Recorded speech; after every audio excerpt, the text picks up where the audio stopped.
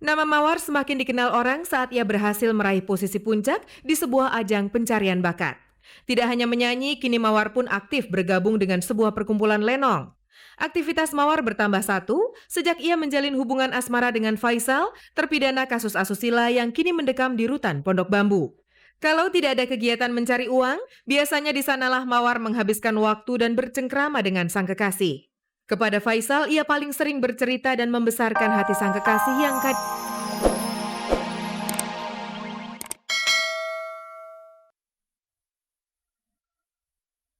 Nia Daniati kini tidak lagi bisa berlindung di bawah sumpah setia Farhad Abbas suaminya untuk menjaga bara api cinta mereka yang dipersatukan 4 tahun yang lalu.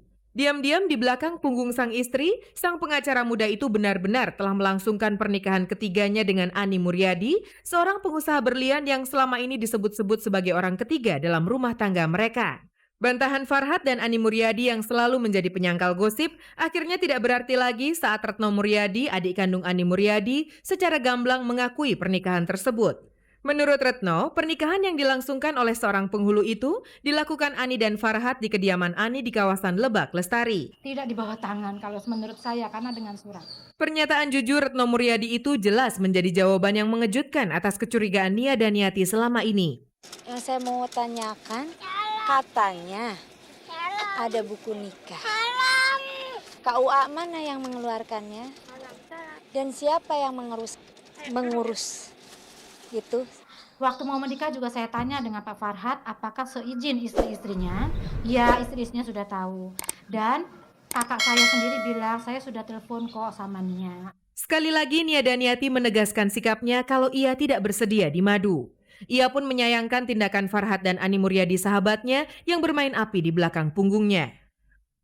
Terungkapnya pernikahan diam-diam antara Ani Muryadi dengan Farhad Abbas menjadi luka yang amat dalam bagi Nia Daniati. Rupanya tidak hanya Nia, Ani pun mulai merasakan dampak negatif dari pemberitaan seputar pernikahannya itu. Kondisi Ani yang diakui Retno sang adik tengah mengalami depresi menjadi keprihatinan sang guru ngaji yang sempat dimintai nasihat sebelum Ani melangsungkan pernikahan dengan Farhad. Ya, mengeluhkan kondisi sekarang dia seperti ini, jadi anak-anaknya juga tentu sedih juga. Saya juga sedih juga ya. Makanya saya selalu dorong dengan support, dekatkan sama Allah, dan saya support dengan doa agar dia diberi kekuatan lahir batin. Kalau dia kuat lahir batin ya insya Allah mudah-mudahan diberikan kesabaran, ketenangan sehingga Allah berikan yang terbaik buatnya. Kabar terakhir yang kami dengar, Nia Daniati mulai bersiap-siap untuk menyelesaikan persoalan ini lewat jalur hukum. Ia pun telah menghubungi kantor pengacara Todung Mulya Lubis untuk berkonsultasi. Nia itu memang sudah datang ke kita, dia cuma minta opini hukum aja, jadi belum ada tindakan-tindakan lebih lanjut, mau gimana atau apa itu belum dibicarakan gitu. Jadi mungkin kalaupun saya kasih komentar di sini mungkin in general aja gitu, jadi nggak bisa secara detail gitu karena memang belum ada pembicaraan yang lebih detail gitu. Persoalan hukum apa yang akan diperkarakan Nia Daniati memang belum jelas. Tapi yang pasti ia tidak membicarakan kemungkinan bercerai dengan Farhad Abbas. Enggak, bukan tentang perceraian tapi tentang masalahnya yang sekarang ini gitu. Tentang yang berita yang beredar mengenai adanya perkawinan suaminya dengan wanita lain itu aja. Enggak ada hubungannya dengan perceraian atau apapun.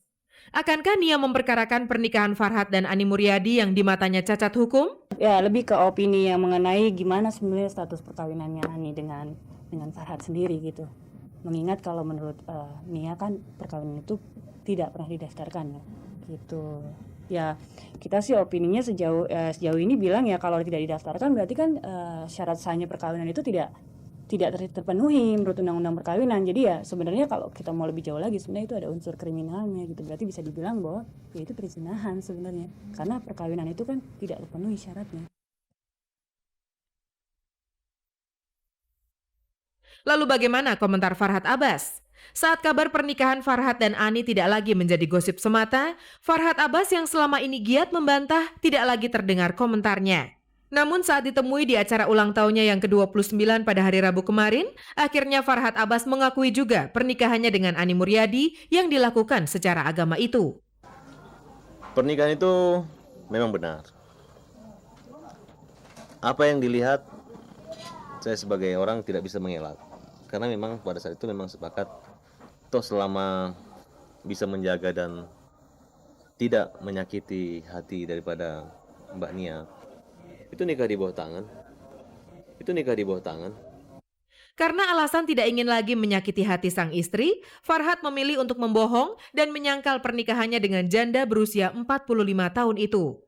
Kenapa terjadi? Ada orang bisa melakukan satu hubungan dengan merendahkan harga diri martabat. Tapi khusus Ibu Ani, ya Bu Ani, dia tidak melakukan itu. Ibaratnya saya pacaran setelah ada pernikahan. Sayang usahanya itu sia-sia, hingga ia pun terpaksa mengakuinya. Kalaupun saya melakukan, ya saya pikir ada kemauan dua belah pihak. Hubungan silaturahmi itu memang benar apa yang diceritakan. Sebagian lah ya. Ditutupi atau tidak, bau busuk yang muncul akibat perbuatan Farhad dan Ani itu terlanjur membuat Nia dan Yati terluka. Yang lebih banyak tertarik sama beliau itu adalah saya. Dan beliau sempat menolak. Kemudian dengan ya biasa mungkin saya bisa meyakinkan. Mungkin dengan keyakinan dan mungkin sudah berpikir itu takdir atau jodoh. Tidak ingin memperlebar luka, menurut Farhad, Ani akhirnya memutuskan untuk mundur dari kemelut cinta segitiga ini. Tidak mau seolah-olah merebut kamu. Ya kan, saking menghargainya, dia pikir dia ikhlas kan. Bagaimana menghargainya? Ya udah, biar saya mundur. Grogi.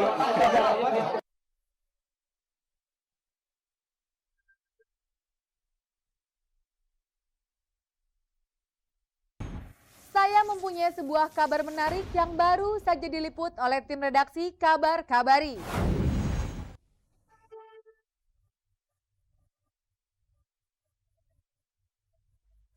Nama Mawar semakin dikenal orang saat ia berhasil meraih posisi puncak di sebuah ajang pencarian bakat. Tidak hanya menyanyi, kini Mawar pun aktif bergabung dengan sebuah perkumpulan lenong.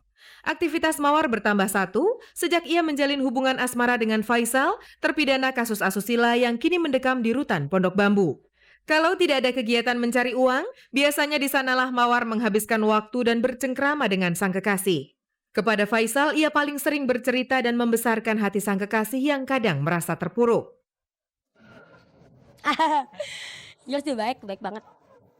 Walaupun dia di dalam, dia cukup perhatian sama teman. Aku percaya hukuman itu bisa dia lewatin dengan benar, bisa dia laluin dengan sabar deh gitu. Karena aku tahu juga siapa Faiz, jadi aku lebih percaya dia dibanding keadaan gosip apa-apa di luar. Sempat beredar kabar, kedekatan Mawar dengan Faisal yang bermula dari hubungan pertemanan itu, kini mulai meningkat ke arah yang lebih serius. Kabarnya keduanya telah merencanakan untuk menyatukan cinta mereka dalam ikatan pertunangan. Kalau tunangan? Nggak benar maksudnya? Bukan, udah no comment kalau yang itu. Kasihan orangnya. Aku nggak bisa bilang kalau sekarang ini aku gimana-gimananya sama Faiz. Biar waktu yang menjawab deh. Yang jelas aku punya hubungan deket, serius. Setiap hubungan aku pengen selalu serius, nggak pernah main-main. Tapi kalau ke depan-depannya aku nggak mau lagi salah jalan, aku nggak mau salah ambil keputusan. Jadi biar waktu yang menjawab. Meski serius, untuk saat ini Mawar mengaku belum memiliki target untuk terikat dalam sebuah tali pertunangan. Apalagi usia Faisal pun masih tergolong sangat muda. Ya Faiz juga masih jauh gitu kan, akunya juga masih pengen kerja dulu gitu gimana ya kayak gitu-gitulah. Selama ini ya aku nyoba untuk selalu serius, tapi kalau ternyata bukan jodoh balikin ke Tuhan dong. Ngomong-ngomong, nggak khawatir dengan status Faisal yang terpidana kasus asusila? Saya tahu dia, jadi saya pikir orang-orang yang tahu dia dan berusaha untuk membuat dia terjatuh juga nggak akan kuat untuk nutupin itu lama. Dia memperkosa, saya tahu dia tidak memperkosa gitu, jadi ya aduh saya sebenarnya pengen no comment gak masalah ini. Tapi yang jelas saya tahu dia.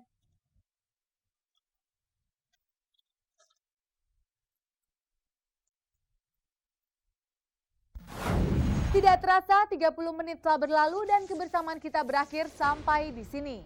Saya Usi dan segenap kerabat kerja mohon diri dari hadapan Anda. Jangan lupa saksikan Kabar Kabari setiap hari Minggu, Senin, dan Kamis pukul 4 sore hanya di stasiun kebanggaan kita bersama, RCTI Semakin Oke.